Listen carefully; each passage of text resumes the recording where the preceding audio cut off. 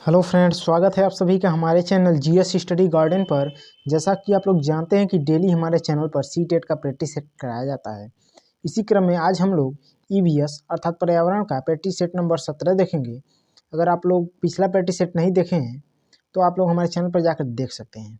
Video शुरू करने से पहले अगर आप लोग हमारे चैनल को पहली बार विजिट कर रहे हैं तो प्लीज़ चैनल को लाइक, शेयर एंड सब्सक्राइब जरूर कर दें और ऐसे ही बेहतरीन वीडियो का नोटिफिकेशन पाने के लिए बेल आइकन को अवश्य प्रेस कर दें, क्योंकि हमारे चैनल पर डेली जो है सीटेट का प्रैक्टिस सेट कराया जाता है। चलिए वीडियो शुरू करते हैं। आप लोग अपना स्कोर कमेंट बॉक्स में ज़रूर बताइएगा। देखिए पहला दिया है, मिजोरम के निकटवर्ती प्रतिवेशी 3 राज्य हैं। अर्थात मिजोरम के जो निकटवर्ती कौन से 3 राज्य हैं? असम, बिहार, छत्तीसगढ़, या फिर बिहार, छत्तीसगढ़, असम, या फिर पश्चिम बंगाल, अरुणाचल प्रदेश, असम, या फिर त्रिपुरा, असम और मणिपुर। तो देखिए मिजोरम के जो निकटवर्ती 3 राज्य हैं वो हैं त्रिपुरा, असम और मणिपुर। तो इसका राइट आंसर हो जाएगा ऑप्शन 4। कम समय में इसको हम लोग कंप्लीट करेंगे। अगला देखते हैं, भोपाल गांधीनगर के ठीक पूर्व में है तथा बंगलुरु भोपाल के ठीक दक्षिण में है। बंगलुरु के सापेक्ष गांधीनगर की दिशा है। आप लोगों को बताना है बंगलुरु के जो सापेक्ष है के सापेक्ष गांधीनगर की दिशा किधर है। ऑप्शन फर्स्ट दिया है दक्षिण पूर्व, ऑप्शन सेकंड दिया है उत्तर पूर्व, ऑप्शन थर्ड दिया है उत्तर पश्चिम, ऑप्शन फोर्थ दिया है दक्षिण पश्चिम। तो देखिए इसका जो राइट आंसर हो जाएगा ऑप्शन थर्ड, उत्तर पश्चिम, जो कि बंगलुरु के सापेक्ष गांधीनगर की दिशा है। चलिए अगला देखते हैं। अगला है, दिया है, देखिए ग्रामीण क्षेत्रों में गाय के गोबर से झोपड़ी की दीवारों और फर्श को लीपा जाता है। उन्हें किस लिए उन्हें लीपा जाता है इसको बताना है। ग्रामीण क्षेत्रों में जो है गाय के गोबर से झोपड़ी और दीवारों को लीपा जाता है। झोपड़ी, दीवारों तथा फर्श को भी लीपा जाता है। क्यों, किसके लिए? ऑप्शन फर्स्ट दिया है फर्श को प्राकृतिक रंग देने के लिए, ऑप्शन सेकंड दिया है कीटों को दूर रखने के लिए, ऑप्शन थर्ड दिया है चिकना और साफ रखने के लिए, ऑप्शन फोर्थ दिया है खुरदरा बनाकर घर्षण बढ़ाने के लिए। तो देखिए इसका जो राइट आंसर हो जाएगा ऑप्शन सेकंड हो जाएगा, कीटों को दूर रखने के लिए, जो कि गाय के गोबर से जो है झोपड़ी की दीवारों और फर्श को लीपा जाता है। तो ऑप्शन सेकंड इसका राइट हो जाएगा। अगला देखते हैं। अगला है, नीचे दिए गए किस शहर में केवल एक प्रकार अर्थात खजूर के ही वृक्ष दिखाई देते हैं। ऑप्शन फर्स्ट दिया है कांदाहार, ऑप्शन सेकंड देखिए है कराची, ऑप्शन थर्ड दिया है वर्लिन, ऑप्शन फोर्थ दिया है अबू धाबी। तो देखिए खजूर के जो है पेड़ अधिकतर जो दिखाई देते हैं वो है ऑप्शन फोर्थ अबू धाबी में। चलिए अगला देखते हैं, इंपॉर्टेंट था ये। अगला देखते हैं, रुधिर की जांच द्वारा किसकी उपस्थिति में मलेरिया की पहचान होती है। अर्थात जब ब्लड का जो टेस्ट किया जाता है तो किसकी उपस्थिति होती है जिससे हम लोगों को पहचान हो जाता है कि मलेरिया जो है हुआ है। ऑप्शन फर्स्ट दिया है लाल रुधिर कोशिकाओं में मच्छर के अंडे, ऑप्शन सेकंड दिया है लाल रुधिर कोशिकाओं में मलेरिया परजीवी अर्थात प्लाज्मोडियम, ऑप्शन थर्ड दिया है रुधिर में क्षतिग्रस्त यकृत कोशिकाएं, ऑप्शन फोर्थ दिया है रुधिर में मच्छर के लार्वे। तो देखिए इसका जो राइट आंसर हो जाएगा ऑप्शन सेकंड, लाल रुधिर कोशिकाओं में मलेरिया परजीवी अर्थात प्लाज्मोडियम की उपस्थिति से।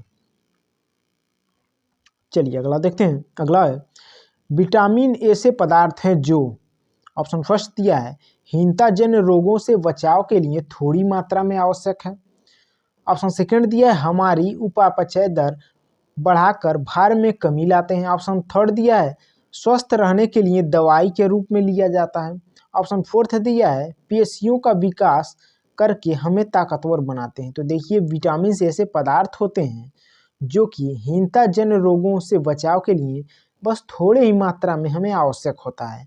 तो ऑप्शन फर्स्ट इसका राइट हो जाएगा। चलिए अगला देखते हैं। अगला है, कक्षा में शिक्षिका एक शिक्षार्थी से ऊंट की 4 विशेषताएं बताने को कहती है। शिक्षार्थी ऊँट की विशेषताएं निम्न प्रकार से बताता है। एक शिक्षिका है जो शिक्षार्थी से अपने कक्षा में कह रही है कि कोई 4 विशेषताएं बताइए ऊँट के बारे में। तो जो है शिक्षार्थी ऊँट के बारे में निम्न प्रकार की विशेषता बताता है। आप लोगों को बताना है इनमें से कौन सा विशेषता जो सही है विद्यार्थी द्वारा बताया हुआ। ऑप्शन देखिए, कथन है।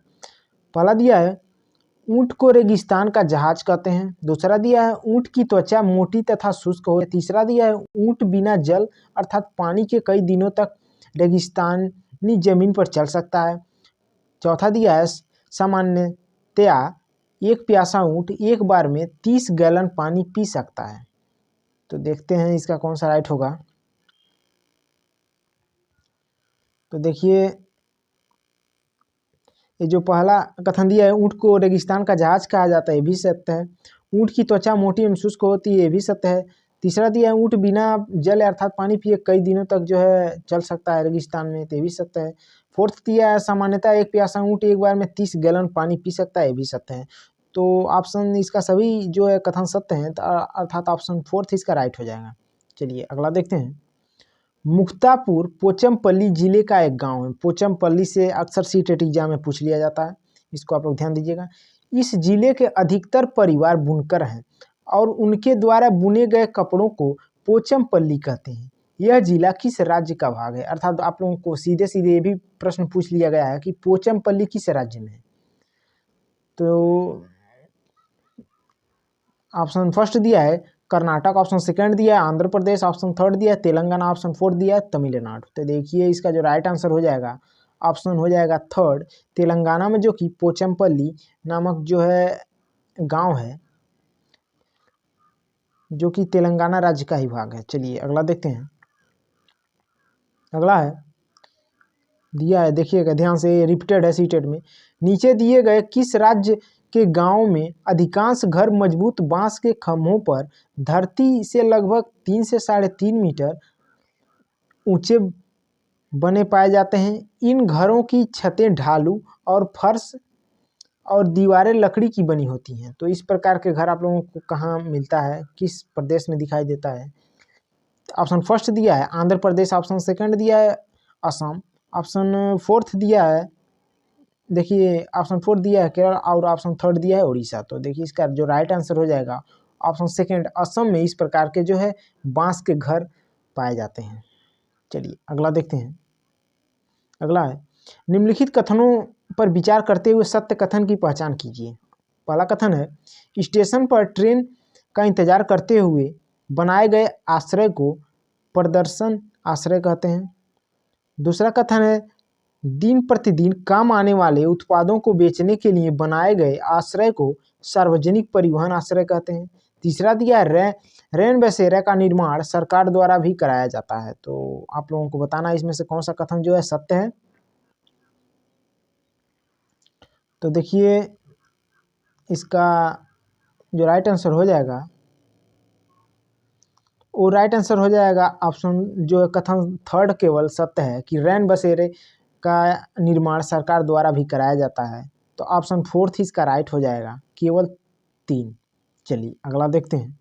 अगला है पानी में क्लोरोफॉर्म की अधिक मात्रा क्या दर्शाता है? ऑप्शन फर्स्ट दिया है मानव निर्मित कचड़े द्वारा जनित प्रदूषण, ऑप्शन सेकंड दिया है फास्फोरस द्वारा जनित प्रदूषण, ऑप्शन थर्ड दिया है जैविक ऑक्सीजन की घटी हुई मांग, ऑप्शन फोर्थ दिया है हाइड्रोकार्बन द्वारा जनित प्रदूषण। तो देखिए पानी में क्लोरोफॉर्म की अधिक मात्रा जो दर्शाता है वो मानव निर्मित कचड़े द्वारा जनित प्रदूषण होता है। तो ऑप्शन फर्स्ट इसका राइट हो जाएगा। अगला देखते हैं पेट्रोलियम से कौन से उत्पाद प्राप्त होते हैं? ऑप्शन फर्स्ट दिया है केरोसिन, ऑप्शन सेकंड दिया है डीजल, ऑप्शन थर्ड दिया है मोम, ऑप्शन फोर्थ दिया है ये सभी। तो देखिए पेट्रोलियम से जो है ये सभी प्राप्त होते हैं। तो ऑप्शन फोर्थ इसका राइट हो जाएगा। चलिए अगला देखते हैं। अगला है पृथ्वी के वायुमंडल में ओजोन की उपस्थिति। ऑप्शन फर्स्ट दिया है गत वर्षों में पृथ्वी का औसत तापमान बढ़ाने के कारण बनी है। ऑप्शन सेकंड दिया है लाभदायी है क्योंकि जेट विमानों के यात्रियों को O2 की आवश्यकता होती है अर्थात ऑक्सीजन की। ऑप्शन थर्ड दिया है प्रकाश संश्लेषण की दर को कम करती है। ऑप्शन फोर्थ दिया है पृथ्वी पर यूवी किरणों के प्रभाव को कम करती है, अर्थात अल्ट्रा वायलेट जो किरणें होती हैं उसके प्रभाव को कम करती है। तो देखिए पृथ्वी के वायुमंडल में ओजोन परत की उपस्थिति जो है पृथ्वी पर आने वाली अल्ट्रा वायलेट किरणों को रोकती है, अर्थात उसके प्रभाव को कम करती है। तो इसका राइट आंसर हो जाएगा ऑप्शन फोर्थ। चलिए अगला देखते हैं। जल निकायों का सीवेज अर्थात गंदे नाले से अधिक मात्रा में पानी ग्रहण करना दर्शाता है। ऑप्शन फर्स्ट दिया है उच्च बीओडी, ऑप्शन सेकंड दिया है निम्न बीओडी, ऑप्शन थर्ड दिया है उच्च ओडीओ, ऑप्शन फोर्थ दिया है प्रभावहीन बीओडी और डीओ। तो देखिए जलीय निकायों का सीवेज अर्थात गंदे नाले से अधिक मात्रा में पानी ग्रहण करना यह दर्शाता है कि निम्न बीओडी। तो ऑप्शन सेकंड इसका राइट हो जाएगा। चलिए अगला देखते हैं कि अगला दिया है यदि किसी वस्तु को 950 में था उसे 760 में बेच दिया जाता है तो प्रतिशत हानि कितनी होगी। काफ़ी इजी है, इसको आप लोग सॉल्व कर सकते हैं। तो इसको अगर आप लोग सॉल्व करेंगे तो इसका राइट आंसर आएगा फर्स्ट 20%। चलिए अगला देखते हैं। अगला है जल थीम से संबंधित मुद्दों को प्रभावी ढंग से सीखा जा सकता है, अर्थात जल थीम से संबंधित जो है मुद्दे को प्रभावी ढंग से किस प्रकार सीखा जा सकता है। आप लोगों के सामने कथन दिया है, बताना इसमें से कौन सा कथन सत्य होगा। पहला दिया है रोल प्ले आयोजित किए जाते हैं। दूसरा दिया है बच्चों के बीच वास्तविक संवाद को प्रोत्साहित किया जाता है। तीसरा दिया है संरचित क्षेत्र भ्रमण आयोजित की जाती है। और चौथा दिया है बच्चे को निबंध लिखने के लिए कहा जाता है। तो देखिए जल थीम से संबंधित मुद्दे को प्रभावी ढंग से सीखा जा सकता है यदि रोल प्ले आयोजित किए जाएं, बच्चों के बीच वास्तविक संवाद को प्रोत्साहित किया जाए और संरचित क्षेत्र भ्रमण का जो है आयोजन किया जाए। बाकी बच्चों को निबंध लिखने से संबंधित नहीं है। तो पहला दूसरा और तीसरा ऑप्शन फर्स्ट में है, तो इसका फर्स्ट राइट हो जाएगा। चलिए अगला देखते हैं। अगला है दिया है एक ईवीएस शिक्षिका अपने विद्यार्थियों में मानचित्रण कौशल को मन में बैठाने के लिए निम्न क्रियाकलापों में से किनको करने के लिए कहेगी। एक जो है पर्यावरण शिक्षिका है, अपने विद्यार्थियों में मानचित्रण कौशल को मन में बैठाने के लिए कौन से क्रियाकलाप करने के लिए कहना चाहिए उनको। देखिए कथन दिया है, पहला कथन दिया है मानचित्र में बुनियादी दिशाओं का पता लगाना। दूसरा है अमानकीकृत मानचित्र बनाना। तीसरा है अपने बनाए गए मानचित्र में प्रतीकों का उपयोग करना। चौथा है मानकीकृत सार्वभौमिक प्रतीकों का उपयोग करते हुए मानचित्र की व्याख्या करना। तो देखते हैं इसका कौन सा राइट होगा। तो देखिए देखते हैं कौन सा कथन सत्य है। मानचित्र में बुनियादी दिशाओं का पता लगाना यह भी सत्य है। अमानकीकृत मानचित्र बनाना यह भी सत्य है। अपने बनाए गए मानचित्रों के प्रतीकों का उपयोग करना यह भी सत्य है। और देखिए फोर्थ दिया है मानकीकृत सार्वभौमिक प्रतीकों का उपयोग करते हुए मानचित्र की व्याख्या करना यह भी सत्य है। तो इसका राइट आंसर हो जाएगा 1 2 3 4 जो कि ऑप्शन फोर्थ में। तो ऑप्शन फोर्थ इसका राइट हो जाएगा। अगला देखते हैं। अगला दिया है कक्षा 5 के विद्यार्थियों को लिंग अर्थात जेंडर रूढ़िवादिता समझाने के लिए निम्न में से कौन सा साधन सबसे उपयुक्त होगा। देखिए जेंडर रूढ़िवादिता से संबंधित सीटेट में क्वेश्चन अक्सर 1 या 2 क्वेश्चन आ जाते हैं, इसको आप लोग अच्छे से देख लीजिएगा। पहला फर्स्ट देखिए ऑप्शन दिया है सदस्यों के बीच कार्य आवंटन का पता लगाने के लिए घरों का सर्वेक्षण। सेकंड दिया है अखबार से लिंग सशक्तिकरण पर कहानियाँ। ऑप्शन थर्ड दिया है सफल महिलाओं की कहानियाँ। ऑप्शन फोर्थ दिया है महिला स्वास्थ्य पेशेवरों की संख्या का पता लगाने के लिए अस्पतालों का भ्रमण। तो देखिए इसका राइट आंसर हो जाएगा ऑप्शन फर्स्ट ही, सदस्यों के बीच कार्य आवंटन का पता लगाने के लिए घरों का सर्वेक्षण। इससे पता चलेगा कि जो है जेंडर रूढ़िवादिता समझने में विद्यार्थियों के लिए जो है उपयुक्त होगा। चलिए अगला देखते हैं। निम्नलिखित में से कौन सा प्राथमिक स्तर पर पर्यावरण शिक्षा का अभिन्न घटक है। कौन सा जो है प्राथमिक स्तर पर पर्यावरण शिक्षा का अभिन्न घटक है बताना है।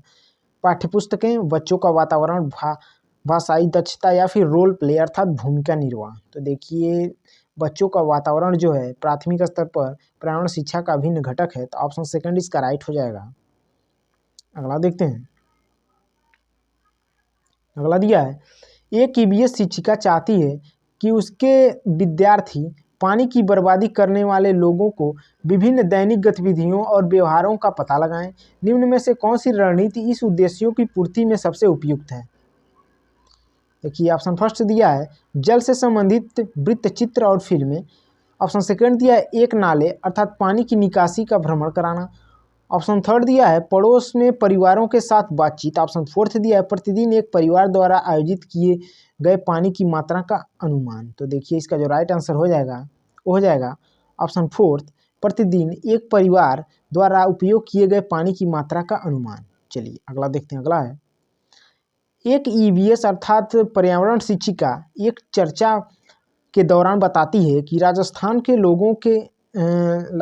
के जो गांव के लोग होते हैं स्थानीय रूप से उपलब्ध सामग्री से अपना घर बनाते हैं, जबकि मुंबई जैसे शहरों में लोग सीमेंट, ईंट, कांच और टाइल जैसे सामग्री खरीदकर घर बनाते हैं। इस चर्चा के आकलन के लिए सीखने का प्रतिफल क्या है, बताना है आप लोगों को। ऑप्शन फर्स्ट दिया है अवलोकन और रिकॉर्डिंग। ऑप्शन सेकंड दिया है विश्लेषण। ऑप्शन थर्ड दिया है प्रयोग। ऑप्शन फोर्थ दिया है तुलना करना और विश्लेषण। तो देखिए इसका राइट आंसर ऑप्शन फोर्थ हो जाएगा, तुलना करना और विश्लेषण करेंगे, क्योंकि राजस्थान में जो है वहाँ के उपलब्ध सामग्रियों से घर बनाए जाते हैं। मुंबई में जो है सीमेंट, ईंट, कांच और टाइल्स से जो है घर बनाए जाते हैं खरीद कर। तो इसमें तुलना और विश्लेषण करने वाली जो है। चलिए अगला देखते हैं। नीचे दिए गए आरेख में औपचारिक शिक्षा को प्रदर्शित करता है, बताना इसमें कौन औपचारिक शिक्षा को प्रदर्शित करता है। ऑप्शन फर्स्ट दिया है ए, ऑप्शन सेकंड दिया है बी, ऑप्शन थर्ड दिया है सी, ऑप्शन फोर्थ दिया है डी। तो देखते हैं औपचारिक शिक्षा को जो प्रदर्शित करता है, कौन औपचारिक शिक्षा को प्रदर्शित करता है। तो देखिए ऑप्शन डी जो है ये औपचारिक शिक्षा को प्रदर्शित करता है। तो ऑप्शन फोर्थ इसका राइट हो जाएगा। चलिए अगला देखते हैं। अगला है, देखिए कथन है एक पर्यावरण शिक्षक या फिर एक पर्यावरण शिक्षक जो है के रूप में आप प्राथमिक कक्षाओं के लिए पाठ्यपुस्तक के चयन में किन मानदंडों को सबसे महत्वपूर्ण मानेंगे। पहला कथन दिया है पाठ्यपुस्तक में लिंग, जाति और धर्म से संबंधित कोई रूढ़िवादिता नहीं होनी चाहिए। ऑप्शन दूसरा दिया है पाठ्यपुस्तक में भाषा मानक भाषा होनी चाहिए। ऑप्शन जो है तीसरा दिया है पाठ्यपुस्तक की कीमत कम और वह पतली होनी चाहिए। ऑप्शन नहीं है, कथन है। चौथा दिया है पाठ्यपुस्तक सचित्र और आकर्षक होनी चाहिए। तो देखिए इसका जो राइट आंसर हो जाएगा, देखते हैं कौन सा राइट आंसर होगा। देखिए जो पहला दिया है पाठ्यपुस्तक में लिंग, जाति और धर्म से संबंधित कोई रूढ़िवादिता नहीं होनी चाहिए, ये भी सत्य है। और पाठ्यपुस्तक में मानक भाषा होनी चाहिए। पाठ्यपुस्तक की कीमत कम और पतली होनी चाहिए। पाठ्यपुस्तक सचित्र और आकर्षित होनी चाहिए, ये भी सत्य है। बाकी ये दोनों सत्य नहीं है, तो पहला और चौथा जो सत्य है, तो ऑप्शन फर्स्ट इसका राइट हो जाएगा। अगला देखते हैं। कहानियों के माध्यम से ईवीएस अवधारणाओं को पेश करने के लिए एक शिक्षक को निम्नलिखित बातों पर ध्यान रखना होगा। किन बातों पर ध्यान रखना होगा। पहला कथन दिया है कहानियों को किसी अवधारणा के बारे में गलतफहमी की रचना नहीं करनी चाहिए। दूसरा कथन दिया है कहानियों को लिंग, जाति और धर्म और अन्य सामाजिक समूहों से संबंधित कोई रूढ़िवादी विचारों को चित्रित नहीं करना चाहिए। तीसरा दिया है कहानियाँ मज़ेदार व मनोरंजक होनी चाहिए। चौथा दिया है कहानियाँ ऐसी होनी चाहिए कि विद्यार्थी उससे जुड़ाव महसूस करें। इसमें से बताना है कौन सा विकल्प सत्य होगा। तो देखिए देखते हैं कौन सा विकल्प सत्य होगा।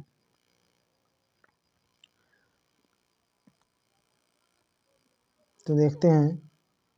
देखिए पहला दिया है कहानियों को किसी अवधारणा के बारे में गलतफहमी की रचना नहीं करना चाहिए, ये भी सत्य है। कहानियों को लिंग, जाति, धर्म आज समूहों में रूढ़िवादी विचारों को चित्रित नहीं करना चाहिए, ये भी सत्य है। और देखिए कहानियाँ मज़ेदार और मनोरंजक होनी चाहिए। कहानी ऐसी होनी चाहिए जिससे विद्यार्थी का जुड़ाव महसूस हो, ये सत्य है। तो देखिए 1, 2 और 4 ऑप्शन थर्ड इसका राइट हो जाएगा। चलिए अगला देखते हैं। अगला है निम्नलिखित में से कौन पर्यावरण की एक विशेषता नहीं है। ध्यान दीजिएगा। पहला कथन है पर्यावरण में स्थानीय विविधता मिलती है। दूसरा कथन है पर्यावरण में पार्थिव एकता पाई जाती है। तीसरा कथन है पर्यावरण प्राकृतिक संसाधनों का भंडार है। चौथा है पर्यावरण गतिशील नहीं होता है। तो इसमें देखते हैं कौन सा जो है विशेषता नहीं है पूछा है। तो देखिए पर्यावरण में स्थानीय विविधता मिलती है, जो कि विशेषता ये भी नहीं है। और पर्यावरण में पार्थिव एकता पाई जाती है, ये भी सत्य नहीं है। और अगला देखते हैं पर्यावरण प्राकृतिक संसाधनों का भंडार है, ये भी विशेषता नहीं है। तो इसका राइट आंसर हो जाएगा ऑप्शन 4।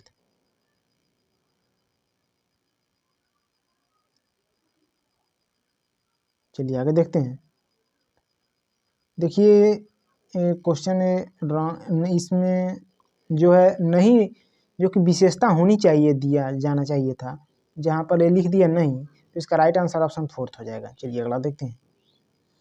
शिक्षण में प्रयुक्त होने वाले प्रगतिशील संगठनकर्ता प्रतिमान का प्रतिपादन किसने किया था? J.S. ब्रूनर ने, रिचर्ड सचमैन ने, जीन पियाजे ने या फिर डेविड आशुबेल ने? तो इसका राइट आंसर हो जाएगा ऑप्शन 4। डेविड आशुबेल ने जो है शिक्षण में प्रयुक्त होने वाले प्रगतिशील संगठनकर्ता प्रतिमान का प्रतिपादन किया था। चलिए अगला देखते हैं। प्राथमिक स्तर पर पर्यावरण अध्ययन की शिक्षा शास्त्र के संबंध में निम्नलिखित में से कौन सा कथन सत्य है? ऑप्शन फर्स्ट दिया है यह बालक केंद्रित है। ऑप्शन सेकंड दिया है किताबी है। ऑप्शन थर्ड दिया है इसमें प्रशिक्षक के रूप में शिक्षक शामिल होता है। ऑप्शन फोर्थ दिया है यह पुनर्प्राप्ति प्रथाओं पर केंद्रित है। तो देखिए इसका राइट आंसर ऑप्शन फर्स्ट जो हो जाएगा, यह बाल केंद्रित है। चलिए अगला देखते हैं। अगला है प्राथमिक स्तर पर पर्यावरण अध्ययन की शिक्षा शास्त्र के संबंध में निम्नलिखित में से कौन सा कथन सत्य है? यह बाल केंद्रित है, यह किताबी है, इसे प्रशिक्षक के रूप में शिक्षक शामिल है, यह पुनर्प्राप्ति प्रथाओं पर केंद्रित है। देखिए तो हो चुका है ऑप्शन फर्स्ट, इसका जो हो चुका है पुनः रिपीटेड है। अगला देखते हैं। प्राथमिक स्तर पर ईवीएस की सीखने सिखाने की प्रक्रिया शिक्षकों के लिए चुनौतीपूर्ण है, क्यों है? बच्चों के लिए रचनात्मक और पहल करने के लिए। ऑप्शन सेकेंड बच्चों द्वारा रटकर सीखने के लिए। ऑप्शन थर्ड दिया अवधारणाओं का वर्णन करने के लिए। ऑप्शन फोर्थ दिया है ईवीएस पाठ्यपुस्तकों को सीखने के एकमात्र संसाधन के रूप में उपयोग करने के लिए। तो इसका राइट आंसर हो जाएगा ऑप्शन फर्स्ट, बच्चों के लिए रचनात्मक और पहल करने के लिए, जो कि प्राथमिक स्तर पर ईवीएस की सीखने सिखाने की प्रक्रिया में शिक्षकों के लिए चुनौतीपूर्ण है। चलिए अगला देखते हैं। पर्यावरणीय प्रतियोगिताओं का मुख्य उद्देश्य नहीं है, कौन सा नहीं है बताना है। पहला दिया है छात्रों को पर्यावरण विषय का विद्वान बनाना। सेकंड दिया है पर्यावरण संबंधित समस्याओं के प्रति सचेत करना। थर्ड दिया है प्रदूषण के रोकथाम संबंधित उपायों से परिचित कराना। फोर्थ दिया है पर्यावरण विषय के प्रति रुचि का विकास। तो देखिए उद्देश्य जो नहीं है वो है फर्स्ट, छात्रों को जो है पर्यावरण विषय का विद्वान बनाना। चलिए इस प्रैक्टिस सेट का लास्ट क्वेश्चन है, आप लोग अपना स्कोर कमेंट बॉक्स में जरूर बताइएगा। और प्लीज़ अगर चैनल को सब्सक्राइब नहीं करें तो प्लीज़ चैनल को सब्सक्राइब कर दीजिएगा और वीडियो पसंद आए तो लाइक कर दीजिएगा। चलिए निम्नलिखित में से कौन ईवीएस सीखने की अधिकतम सुविधा प्रदान करता है या फिर कर सकता है? ऑप्शन फर्स्ट दिया है संदर्भ पुस्तकें। ऑप्शन सेकंड दिया है कहानियाँ और आख्यान। ऑप्शन थर्ड दिया है पाठ्य पुस्तक परीक्षा। ऑप्शन फोर्थ दिया है विवरण। तो इसका राइट आंसर हो जाएगा ऑप्शन सेकंड, कहानियाँ और आख्यान। चलिए वीडियो देखने के लिए आप लोगों का बहुत बहुत धन्यवाद।